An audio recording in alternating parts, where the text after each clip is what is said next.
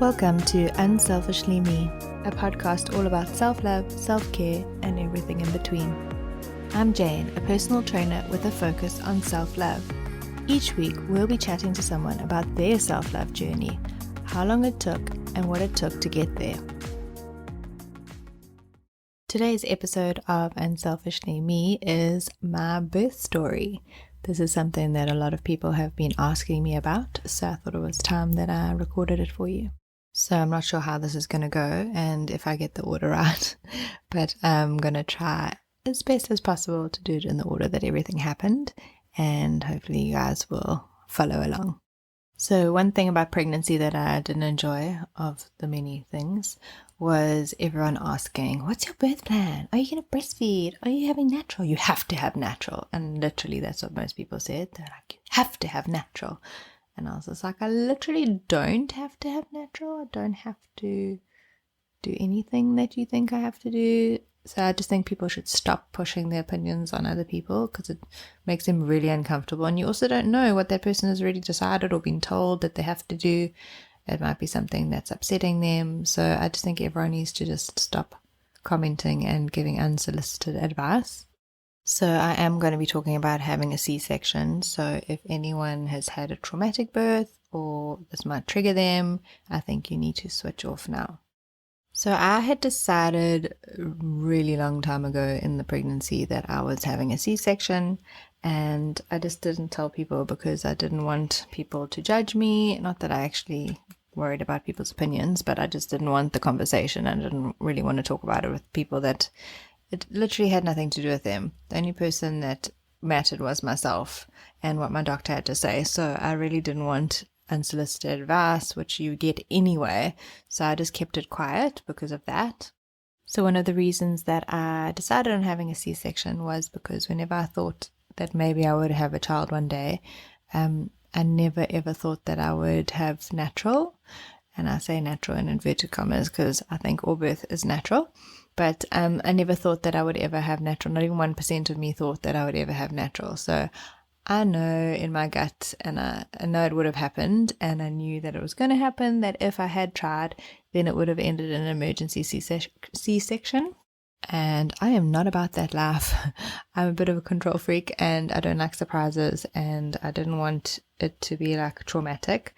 So I wanted something that was planned, organized. I knew the date. I went in calm, and the doctor would be calm and planned and not like frantically rushing to get like a panicking child out of you. So that is my reasoning for choosing a C-section, because I knew it was the best choice for myself. There's a whole bunch of other reasons, but they're personal and medical, and it has nothing to do with anyone else. So yeah, that is why I chose to have it. It's because of the universe, and I know how I had a gut feeling, and I have a really good intuition, so I knew that's what I wanted to do. So I just kept it quiet the whole time because I knew that people would have a problem with it. They were already telling me that I had to have natural because of the recovery. I don't know if any of you have seen my pictures on Instagram and stuff, but my recovery is pretty much on point. So yeah, it was the best thing that I could have chosen for myself. It's not the best thing for everyone, but for me it was. So I pretty much knew that I was having a C-section my whole life probably, but I knew that I was going to be having it for, all the months leading up basically. Another thing I decided to do was we spoke to our family, and I decided I didn't want everyone to know on the day that it happened. I wanted some peace and quiet. Living your life on social media is hectic already, and I didn't want to get 300 messages and pings on my phone the first day. So we decided that we would wait a few days. So we were scheduled for Tuesday the 25th, and we had decided that no one was allowed to say anything to anyone until the Friday. We did, however, change this, and we made it on the Thursday afternoon because the grandparents were dying to tell their friends. But yeah, we kept it quiet. So the only people that knew the date that it was happening was my parents, because obviously like medical aid and all that jazz, my brother and his girlfriend, and Delia. Those are literally the only people that knew the date that was scheduled. They're the only people that needed to know. They're the only people that needed to know in case of emergencies, with our dogs, all that kind of stuff, things that actually impacted the day. So yeah, we just didn't tell anyone, and I'm sorry to all my friends. Even Kath was like shocked, but it was actually the best thing because then no one else was under pressure to not say anything, and it was just as few people as possible. So we only told the other grandparents on the day afterwards, and then we swore them to secrecy and told them that they were only allowed to tell other people when we told them it was okay, which we were going to plan for the Friday, just so we could have some peace and quiet. I had literally been sitting in the hospital working on my phone a few hours afterwards, and I also had some photos that I hadn't posted, so I posted those to my Instagram story, and I was just pretending like it was a normal day. Meantime, it was 2 hours post-surgery.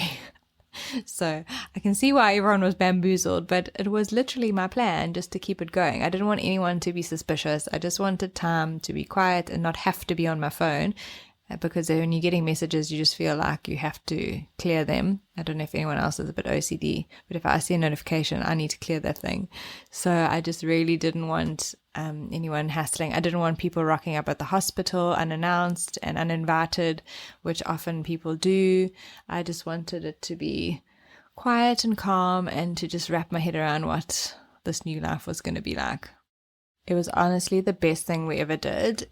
I can highly recommend it. Rather do that and just have a few days for yourself just to kind of decompress and just rest and not have to be on your phone. The only thing you should be using your phone for is taking photos and videos of this cute little thing.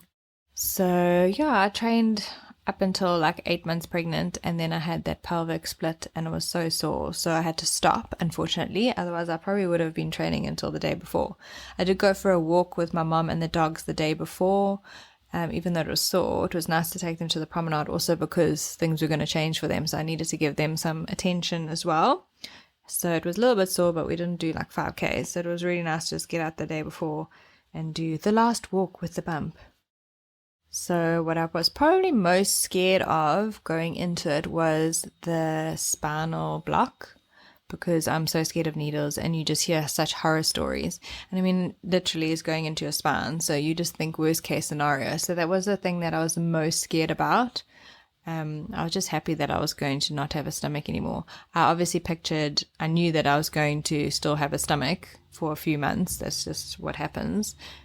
So I was prepared for that, but just not having that pressure, and it was so heavy, and there's just no space in there, and the kicking and the flipping, and I don't even know what she was doing in there. Like, it made me feel so ill. And a newsflash, everyone kept saying, I'll miss this feeling, and I'm like 8 weeks out, and I do not miss it. So just thought that I would let you guys know that I do not miss those kicks and those flutters, because they weren't flutters, they were like baseball bats to my insides. Okay, so what happens with the actual birth? So we were told to be at the hospital between 6 and 6:30 in the morning. So we got there probably around 6ish, and you go straight up to the maternity ward, and then you're put into your room. Then you change, and they put the monitor on to see that the baby's heartbeat and everything is strong and not in distress. So you there. I was scheduled for, I think 8:30 I was scheduled for, but I think I only went in at about 10 to 9 maybe. And because we did the stem cells with nest cells, someone was sent to come take blood. So they came to the room probably about 6:37, I think, and they took blood. And then Dr. Hartman came up and saw me, and we were just chatting about what was going to happen and the timing. And then the anesthetist came up, and yeah, then it was go time. So I was obviously a little bit nervous because it is surgery, but I've had quite a few surgeries in my life. So it's not really the surgery that bothered me, and I wasn't really scared of that, because I think most people choose natural because they're scared of surgery. So for me, it wasn't that wasn't the case. But then on the morning, you obviously get nervous when you're lying in a hospital bed. And also, like, you've been pregnant and things are inside, and now you have to look after this little person, and you just don't know what you're going to be like. So it's a little bit scary in that aspect as well. So you go down to the room and then they take you into the recovery area. So you kind of like chill there for a while. And that's also like a little bit scary. So you kind of just chilling outside there waiting to get taken in. And then the other person will come and they go into recovery and then you go into the room. And then I don't know how I pictured it, because I think I pictured like you get wheeled in and then you do everything and start. But like you kind of get wheeled in, then you get off the bed and then you go and walk onto the other bed and then they have to do the spinal. So you sit up on the bed and then you put your feet onto a chair and then they give you a pillow to put on your stomach to lean over. Because imagine now you got a stomach and now you're going to try and lean over on your bump. And then you got to try and not move because, hello, it's your spine. So that was like my most nerve-wracking part, to be honest. But then when it's happening, it's actually not as bad as you think.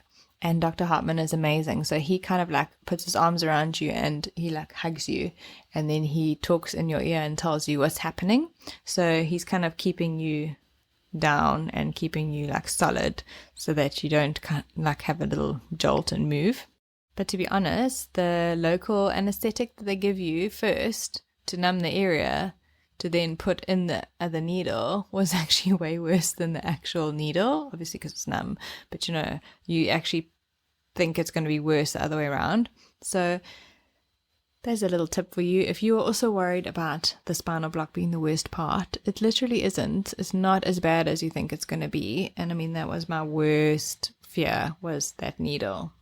So once that's done, then you lie back down and then they start prepping you and you get a catheter, which is lovely. That's only put in once you're actually numb. So it takes a little while for everything to start making you numb, and it goes from your toes up to your waist. But it was quite weird because it felt like it had stopped at my upper thighs. But they do a test. I don't know what they use, but the anaesthetist says, he's like, no, you will definitely feel it. Because they're like, can you feel that? I'm like, I don't know. Can you do it again? And he was like, he's using a machine that simulates cutting. Like you would have felt it if it wasn't working, you would have felt the pain. So clearly I was numb. I was like, oh, sorry. It feels like it stopped at my upper thighs. He was like, no, it's literally all the way up to your waist. So it did work. And I had horror stories from friends of mine that have had it and it hadn't taken and they felt everything. So I was just like, I cannot feel being cut open and then stitched back up. So I was so paranoid. So yeah, so then they put the catheter in. So that, because you're already numb, and let's just say when they do that, you might as well have had natural with the way that your legs are splayed open. It's not cute. But once that's in, then yeah, they kind of start going in. I was told that it feels like a lot of tugging, and it does. You can't feel the cutting or anything because you're actually numb, but definitely you feel that they're working on you. And then when I was told about the tugging, I thought that was it. But then when they pull the baby out, so that's quite a long process because obviously they're cutting through layers. And then when they pull the baby out, they pull them to their like heads and then they kind of suction while their heads just kind of popping out of your stomach. And then they pull them out as well. But the tugging for that is such a pressure. And then someone is pushing, I think it was our ped, was pushing on the top of your stomach to try and push the baby down so that it would be easier for them to kind of like pop up. So that pressure was a lot. But I must be honest, as soon as they pulled her out, if you remember, I had anxiety with my stomach and everything. That whole feeling literally just went away as soon as they pulled her out. And you can breathe again. It is the most amazing feeling. You just can take so much air because there's like so much more space in your stomach now. So your diaphragm and everything, you can literally take the deepest breath. And I just took such a deep breath and I just said to Nithis, I was like, oh my word, I can breathe. And he was like, isn't it such relief? I was like, yes, it is amazing. I was like, I can't believe how much you couldn't breathe because of the space. Like, you know it at the time, but you don't realize because you have nothing to compare it with. But as soon as they take her out and you can actually have that deep breath, you can't believe how restricted your breathing was. So I love that anxiety kind of just went away as she was pulled out, and then being able to have such a nice deep breath, it was like such a relief. Of course, your biggest fear is waiting to hear the baby cry. And a few people had said, like, don't worry, Caesar babies are a bit lazy. So if they don't cry straight away, don't stress. Like Delia was like reiterating it for me. So I was like, okay. So I was prepared. I'm like, oh, just count to 30, like just see how it goes. But it's quite funny because as soon as she came out, she was screaming. Even Dr. Hartman was like, okay, you're awake now. So when they come out, it's so surreal because they show you and you're like, oh, okay, it's out. Okay. They're obviously going to start cleaning me up, stitching. I mean, you can't see anything, so that's nice. And then they wrap them, take them to the side, check them out, weigh, all that stuff, and then bring her back wrapped and then show you, now your arm is basically attached to the bed. So you're just like, oh, okay, cute. But they kind of look like little potatoes when they come out because they're so squished. So their whole little faces are so swollen and you can't really see them. I just noticed her little pixie ears, which is also, you're like, I don't want my baby to get switched to the hospital. So I was like, ears, I will remember those ears. But it's such a surreal moment. You're like, that is out of me. Like, oh my God, it's an actual baby. There's a baby over there. I think I even said on the video, I was like, whose baby is that? It's so weird. Such a surreal moment because I think you don't believe you're pregnant and then you're pregnant and then you're like, oh my gosh, in denial the whole way. As you know, I was in denial. And now you're like, oh, there's like an actual baby over there. Like, whose is that? But because she cries straight away and she literally has a set of lungs on her when they were weighing her and cleaning her, she was just crying the whole time. So that was good.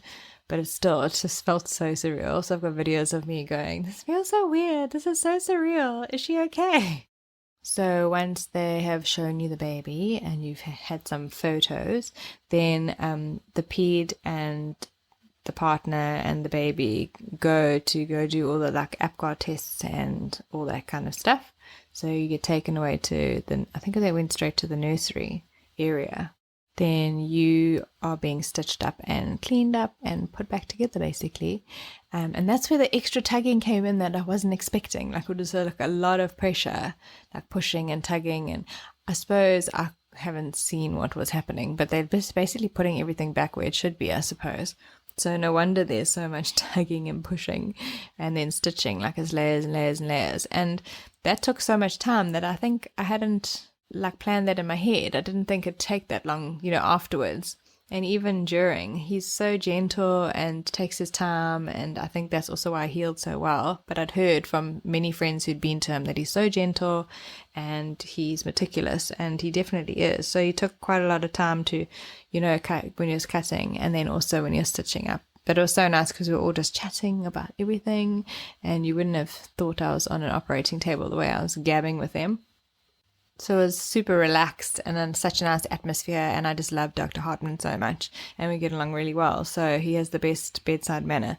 So when you feel really comfortable with someone, it's also nice to be able to just feel comfortable while you're having surgery. I mean, this is a different surgery, you're actually awake for a change. But it was a very relaxed environment and all chatting and cracking jokes, and it was actually quite fun. I know that's weird to say, but it was. So yeah, I just lucked out with having an amazing gynae and ped and the nurses and the anaesthetist, that we were all just having quite a few laughs. I had joked with Dr. Hartman because Nick has passed out before when I had a seizure and was basically bleeding in Mr. Price's home, that he goes like green, and I was worried that he was going to pass out. So I was like, no, I'll just take selfies of myself. And then I said, has anyone ever had a selfie on the operating table? And he was like, no. And I said, okay, cool, we're going to do one together. Okay. So he said, yeah, okay, you can do that. So now when he's like stitched me up and everything's fine, he's like, what happened to your selfie? I was like, oh my gosh, I don't have my phone. Nick has my phone. Is he coming back? And he said, no. So I was like, where's your phone? He said, no, it's in my pocket. I was like, okay, cool, bring your phone. We're going to have a selfie. So he said, he's like, I haven't done a selfie before. So I said, we are doing this. So he came and stood behind me, and I took his phone and I took a selfie while I was lying on the operating room table. So that was a definite moment in time, and I have to prove it, and I've posted it, and it is amazing. So after my selfie with my doctor on the operating table, and it was all cleaned up, then they transfer you onto another bed, and then you get taken out to the recovery area and you stay there, I'm guessing about 20 minutes or so. So you're just kind of lying there and just they're checking your vitals and make sure you're okay. And the nurses were amazing. I just had such amazing nurses. And one was like, you don't even look like you've given birth. I was like, oh, it's only because I'd put on some makeup and straightened my hair last night. Yeah, and then you go through to the room and they bring the baby to you. It must be like, gosh, you go to the room, probably within 15-20 minutes, I'd say they bring the baby so that you can feed them. And it was so weird. They like wheel this little bassinet in and this little baby, and then they hand it over to you, and you're kind of like, what do you want me to do with this? It's so surreal, but at the same time so cute. Like, I mean, even when she was looking like a little potato when they showed me her, and I kind of like had one hand on her in the operating room, even then I was like, oh, she's so cute. Like, she was cute. But now, once they like kind of have time to settle and don't look so swollen and like a little potato, it's much better, and you can see how cute they actually are and their little facial features. So yeah, I fell in love with her in the operating room, but even more so when I could see how dinky and cute she was. She's so small. She was only 2.94 kgs. Even he said when he came through, he was like, all those babies today have been so small, because we thought it should be about 3.2. So yeah, 2.94. She was tiny. So they want you to feed them straight away because of the colostrum. And I mean, breastfeeding to me is the most natural thing. I was so nervous about it. I wasn't actually going to. I just wanted to do the first week so that she got the colostrum, and that's like super important. But yeah, it is quite a challenge, and hopefully you have amazing nurses that can educate you and help you, which I did. And also Claire from Grow Lactation, she came and did a consult, and that really helped, because the stuff is all new and you have no idea what you're doing. So it's really helpful if you have some amazing people.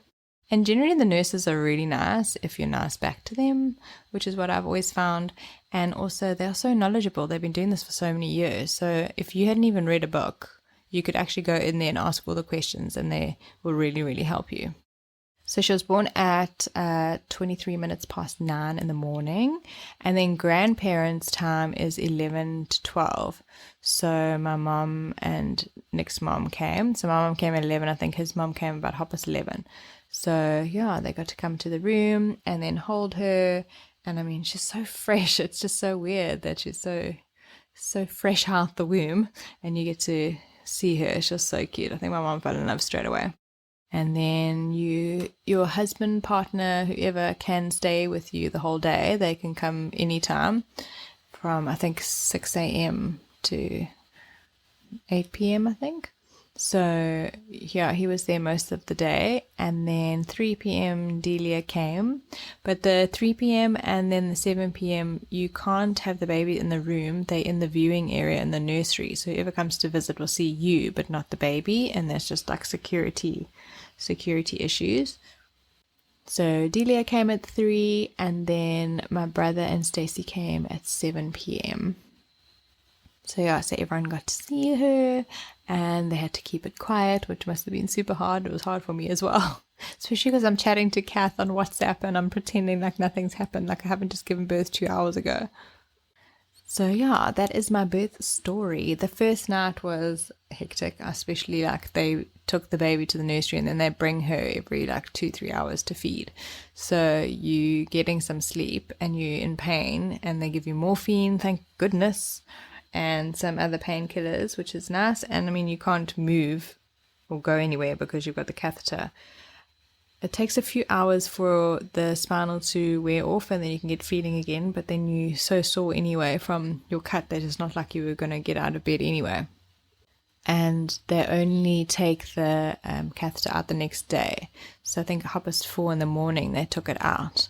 And then you go have a shower, which is nice. It's like those first steps was like hectic, just shuffling along to the shower. And then they encourage you to walk around a little bit the first day. So after I showered, I walked to the nursery to go and see her. And I think I also just did a little lap around, because it's like a horseshoe shape. So I did like one little lap around, but it was literally like shuffling, like super slow, like listening to exactly what he told me to do, because I always listen to my body. So I went very slowly. But yeah, in the night, it was nice to get some sleep, but you're also so aware, like there's so many babies crying. You're like, is that my baby? Is that my baby? Because you don't know they cry yet. But they were like, no, it's not yours. She hasn't even cried. So she didn't even cry the first, I think you're there 3 nights. So the first 2 nights, she didn't actually cry at all. And days, they were just like, oh, she's like a little angel baby. And then you learn like the other one's crying. You're like, oh, that's so and so. So they did a top-up formula, only 20 mils, that first night because they were worried about her sugar levels and if she'd like fed enough. So I was just a little bit worried the first night because of that and if she was going to be okay. And I mean, you don't even know what you're doing. So it's all super stressful. But it's so funny because like they bring her and then they take her back and they bring her and they take her back. And I've got notes in my phone that I was writing. And it was like at 3 a.m. I said I missed her. I think it's just like when you like holding them in your arms and they're so new and this is all so new, but you're just like in awe of this cute little thing. So how cute that I actually missed her. And then apparently she slept till 7 a.m. So that's when I went for my little walk down the corridor to go find her because I was like, why have they not brought her to me? So I went down there at 7 and she was still asleep when I saw her. It was insane. So she slept super well. So I've had morphine before with a lot of my surgeries and I've never had a problem. But for some reason I was so nauseous in the afternoon. It was when they brought my lunch with Nick was there. Oh, it was after Delia, but before my brother and them. So it was probably my dinner. And I said to him, I was like, I'm feeling nauseous. And I had to actually take, you know how they bring your food and it has like that lid?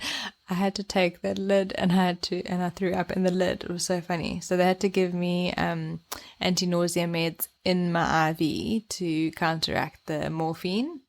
And because my brother's girlfriend, Stacey, she cannot handle anything, it'll make her feel ill. I was like, you need to clean this quickly before they come in. It was literally, I think it was probably 5 to 7 or 10 to 7 because I said you need to clean this before they come because she's going to freak out and she's going to throw up. Then when I had my next morphine injection that night, it was so funny. I was feeding her and then I started getting nauseous. I was by myself. I started getting nauseous. And I actually threw up on my shirt, but some went on her head. I'm like, oh, this is amazing. First day and I've already thrown up on your head. This is charming. So yeah, I was just like, when the nurse came in about 10 minutes later, I was just like, can you get a bucket or something to keep here? Because I'm so nauseous and I don't want to have to try and call you or spew on myself again. So thanks. So yeah, they came and brought it for me. So I could just do that, but I didn't actually throw up again. And then the next day because they took the IV out, they wanted to give me morphine again, and I just said, well, I'm going to be so nauseous, and then they couldn't actually give it to me because they'd taken the IV out already, and so they just gave me tablets to take, which helped a lot. And then my friend Mel from Melissa Mitchell Photography came at 11 to do a shoot. She is so good at her job. It's amazing. So she came and did like a little 1-day-old shoot. It was so cute. So we did some amazing photos there, literally in the room. And it's so nice to have those memories just in the hospital and such a fresh little shoot of her little squishy face. And the nurses were all like afterwards coming and saying, how did it go? How was the shoot? So the next day I had a few pictures to show them and they were all asking to see them and they were just amazed that you could take such nice photos in the room. And that second night I've got notes here that says like, it's 10 to 11 and I've had an hour's sleep and she hasn't come to feed yet and I miss her when she's not here. Now it's like they're with you 24/7. But yeah, the nurses are amazing. So it was nice to really get them to bring her back and forward so that you can actually get some sleep because you are so exhausted. So they eventually brought her to me at like 3 minutes to 11 and the nurses had said that they had to wake her up because she was sleeping so much. So I had to feed her. And then she just kind of stayed on me and she was just like cuddling me. But then she was crying, so I called the nurse to take her in case it was her nappy. And then they said that they were going to do like another little formula top up so I could sleep for the next feed and then she could come back for the one after that, which really helped to get like an extra few hours of sleep. And they'd actually said that she had top up at midnight and she only came at like 4:15 in the morning to feed, and she was just so chilled and not crying, and they said that she was just so peaceful. There were a few other babies that were literally like screamers, like I could hear them down the passage, and I kept thinking, is that her? But it wasn't. And then by the next day I actually started feeling a bit better, like cut wise. Also, if you take your medication when they tell you to take it and you just keep doing it, then it really does help. So you don't have that lapse in like pain meds. The hardest thing is probably getting out of the bed, because you have to kind of shuffle down, move your leg, other leg, and then shuffle, shuffle, shuffle, stand up. But if you do it slowly and you actually hold on to your stomach, then it actually makes a difference. So I kept doing that when I had to go to the toilet. That was the nice thing about the catheter the first day, is that you didn't have to get up to go to the toilet. And at least you can walk more, so you can go visit them in the nursery. You can go to the nursery, fetch them and bring them back. You could have them with you all the time, but also it's hard to have them next to you when they're sleeping, because you can't really get out of bed fast. So if they started crying in the middle of the night to feed, it's really hard to get them. That's why I preferred having her in the nursery, so they could wheel her and then they passed her to me. So you're not stretching and jarring yourself to try and pick up a baby. So she was born on the Tuesday, that was the Wednesday. Then the Thursday when they came to visit the grandparents, I said to my mom, okay, we've decided that we are going to tell people today because we feel bad for you guys. So my mom was going to a friend's house and she wanted to tell her first. So I said, okay, you go and then tell me when, you say now, and then we'll send the message out to everyone. So I said to Nick, okay, we're going to make a broadcast list of friends that we want to send it out to.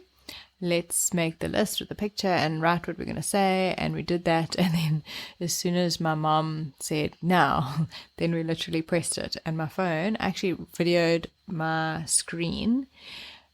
It was insane. And that was after the initial thing. I was getting like a message a second. It was insane. So I'm so glad we did it the way we did, because that first day, if I had the same result, it would have been so overwhelming. And then I posted it to social media after that, and then it was out. And then I was just replying, and then I just put my phone down. I was like, I can't. I've got more important things to do right now. As much as I loved having everyone message and hearing from people, it's just so overwhelming, especially when you are sleep deprived and in pain and trying to hold a little new being. And then on Friday, the doctor came in and signed me off for discharge, and then we had a little bath demo with the nurse so we could see how it was done. It was so cute. She is amazing. She sings this little song. It's so cute when she's showing you, and she's like, one cotton ball for the eye, another cotton ball for the other eye, and we haven't forgotten it. Like, we sing it like every night. It's so cute. So definitely ask them for a demo if they hadn't bathed her yet. And then one of the nurses, Doreen, she's the one who, she says, caught her. She was the first one to hold her, like to take her in the theatre. So she calls her baby, her angel baby. So we went to visit them the other day, and I gave her a little picture that I'd taken of them. And it was so cute. She just loves her. So I'll definitely go and visit every so often, because I think they do such an amazing job, and they probably don't get to see the kids grow up, and they don't really get the recognition they deserve, I don't think. But yeah, I was petrified for the first night. I was like, how do I do this by myself at home? The nurse is amazing. Also, you didn't have to change nappies or anything. Now you have to feed and change nappies. And I was just like, oh my gosh, I don't know how I'm going to cope. How do you know if you're going to do it right? How do you know if you're going to be good at this? So I was very stressed out. But yeah, that first drive home, you're so panicked, the little car seat, and anyone around you, you're freaking out thinking that someone's going to hit into your car. So that is definitely stressful. You drive so slowly. And then we had to introduce her to the dogs. So we let them have a little sniff. And if you haven't seen, there's a video on my Instagram of them when she's in her cot and they're just crying because they want to get to her. And it's so cute. They're really good with her now. I mean, they have been from the first day, but it's just so cute to see how they reacted the first day. Because Nick had taken some of her clothes home and left it overnight on the floor on their bed so that they could sniff it and just know her smell. So I think that's also when we started walking her in with the car seat and let them sniff her, they knew her scent. So they kind of already knew what was coming. So yeah, I survived the first night at home, like just kept on checking if she was breathing the whole time. And I have her in one of those little cozy beds in the bed next to me. So it really helps to be able to just lean over and check, especially when you've had a C-section and you're in pain and you can't just jump up to go. It was easier just to have her next to me. So basically that is my birth story. That is how it went. For all you planning on having a C-section, don't stress about the pain. It is not that bad. When you get home, take all your meds. It gets a little bit better each day. And after a week, it wasn't as bad. After 2 weeks, it really wasn't bad. And after 3 weeks, you feel amazing. So it also, I suppose, depends on your fitness before. It definitely helps your recovery afterwards. And weight-wise, I'd already lost my weight after a month. So be active. Go for walks. It really does help. And now if you're into kinesiology and you like a little bit of the different stuff, then I'll tell you about what also helped to make my decision about C-section, and also the date and how I chose the date. So I'd gone to Janelle, my lovely kinesiology guru, and I told her that I had planned on having a C-section because I believe that I put it out into the universe that I don't want natural, and that my gut is telling me that it would be an emergency C-section. And she said, well, if that's what you're feeling, then that's definitely what would probably happen, so trust your gut. And then she was checking in on the baby, and you can ask questions and see how they're doing and if they need anything and test them. And she tested, and she was fine being birthed by a C-section. So that also helped, knowing that she was happy with that and that it was fine for her to come that way. And then birthday wise, I wanted the 25th because that is the day that my gran passed away. And with everything that Janelle was saying about my gran coming back, I really wanted it to be that date because I thought it would be quite a nice way of changing the connotation of that date. So in essence, it was like a rebirth, and that's how I chose the 25th. And 5 is my favorite number. So I didn't want 26, 27 or 28. I wanted the 25th. I didn't know if he was going to give it to me because it's quite, I think it was a few days earlier than he would have done it. But when I asked him for that date, he said, yeah, that's perfect. When I was with Janelle, I had said I either want the 25th, 27th or 28th. And then she does this thing called pin code where she takes your birth date and it's all personality traits. And so she told me all the different ones of how their nature would be, and the 25th was the best one in my opinion. One of the other ones was about she would be all over the place, one of those people that just all over the place. I'm like, no thank you, I know too many people like that, not a vibe. So yeah, so that's how I chose the 25th. And then she surrogated with a baby, and she asked about the C-section, and then she asked date preference, and hers was the same as mine, 25th. Then the 27th, no, 25th, then the 28th, then the 27th. So, yeah, she's like, you guys are so connected. It's amazing. So we were on the same page from day dot. So that is how I chose to do everything. With a little bit of help from my kinesiologist, a little bit of help from my gut and intuition, and a lot of help from my gynae. So yeah, the universe was definitely aligning for everything that I wanted. And my cut is 8 weeks now. My cut is so thin. The scar, you can't even believe how small it is. And it's definitely going to fade so nicely over time. So yeah, that was my non-traumatic birth story. I hope you enjoyed it. And now I don't have to talk about it much anymore. Thanks for listening, and I will see you guys next week. Thanks for listening to Unselfishly Me. Follow us on Instagram at unselfishlyme and check out our website www.unselfishlyme.com.